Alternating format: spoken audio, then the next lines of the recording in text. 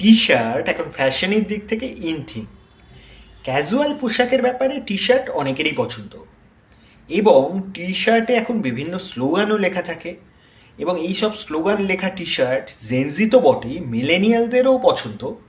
এখন বয়স্ক মানুষজন, মানে যাদের জেনজিরা বুমার বলে, তারাও এ ধরনের টি শার্ট পরছে।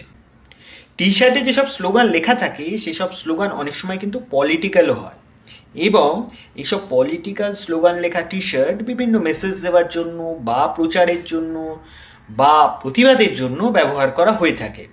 সব জেনারেশনের লোকজনই এই ধরনের পলিটিক্যাল স্লোগান লেখা টি শার্ট প্রতিবাদের হাতিয়ার বা মেসেজ দেওয়ার হাতিয়ার হিসেবে ব্যবহার করে থাকেন। এই ধরনের টি শার্টের ব্যবহার শুরু হয়েছিল 1948 সালে।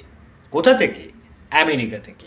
হ্যাঁ, আমেরিকার নিউ ইয়র্কের গভর্নর ইলেকশনে, যেটা 1948 সালে হয়েছিল, প্রচারের জন্য এই রকম রাজনৈতিক স্লোগান লেখা টি শার্ট ব্যবহার করা হয়েছিল। কিন্তু সেই প্রথাটা দীর্ঘমেয়াদী হয়নি তার কারণ যে প্রার্থী এভাবে প্রচার করেছিলেন তিনি হেরে গেছিলেন। তারপরে আর দীর্ঘকাল এরকমভাবে টি শার্ট ব্যবহার হয়নি। কিন্তু প্রতিবাদের হাতিয়ার হিসেবে টি শার্ট ব্যবহার হয়েছিল ইংল্যান্ডে 1984 সালে। 1984 সালে তখন ইংল্যান্ডে মার্গারেট থ্যাচারের সরকার, এবং মার্গারেট থ্যাচারের সরকার সিদ্ধান্ত নিয়েছিল তাদের জমিতে, মানে ইংল্যান্ডের জমিতে আমেরিকাকে মিসাইল স্থাপন করতে দেবে।